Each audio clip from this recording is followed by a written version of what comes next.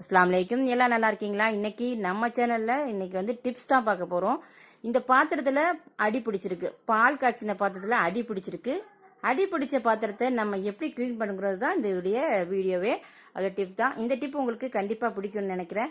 பிடிச்சிருந்தா கமெண்ட் பண்ணி ஷேர் பண்ணிருங்க.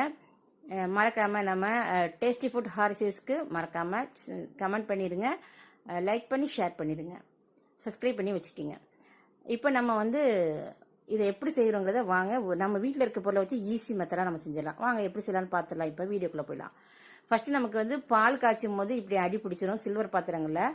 அப்புறம் நம்ம வந்து ஏனை வளர்க்குற கம்பி வச்சு நம்ம தேய்க்கும் போது பாத்திரமே அப்படியே கிராச் ஆகிடும், நல்லா இருக்காது பார்க்குறதுக்கு. ஆனால் அதெல்லாம் இல்லாமல் ஈஸி மெத்தடில் நான் உங்களுக்கு சொல்லித்தரேன்.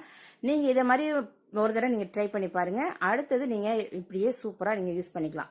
ஃபர்ஸ்ட் நம்ம என்ன பண்ணோம்னு சொன்னாக்கா, ஆப்ப சோடா இருக்கு இல்லையா, வீட்டில் இருக்கிற ஆப்ப சோடாவை எடுத்து நீங்கள் அதில் ஃபுல்லாக எல்லாத்துக்கும் படுற மாதிரி ஒரு 2 ஸ்பூன் அளவுக்கு நல்லா படுற மாதிரி போட்டு ஸ்பூன்னால எல்லாத்துக்குமே அப்படியே பரப்பி தடவி விட்டுருங்க. தடவி விட்டு அப்படியே ஒன்று இல்லை ஒரு நாள் கூட நீங்கள் அப்படியே நைட்டு ஓவர் நைட் கூட ஊற போடலாம்.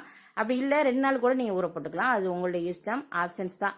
அப்படி ஊற போட்டு நீங்கள் இப்படி எடுத்து நம்ம ஏன்னா வளர்க்குற கம்பியை வச்சு நீங்கள் லேசாக இது பண்ணாலே போதும். ஊறி எடுத்து வந்த பிறகு நீங்கள் இந்த மாதிரி லேசாக அப்படி தேய்ச்சி விட்டிங்கன்னா பாருங்களேன், நான் எப்படி ஈஸி மெத்தடில் தேய்க்கிறேன் பாருங்களேன்.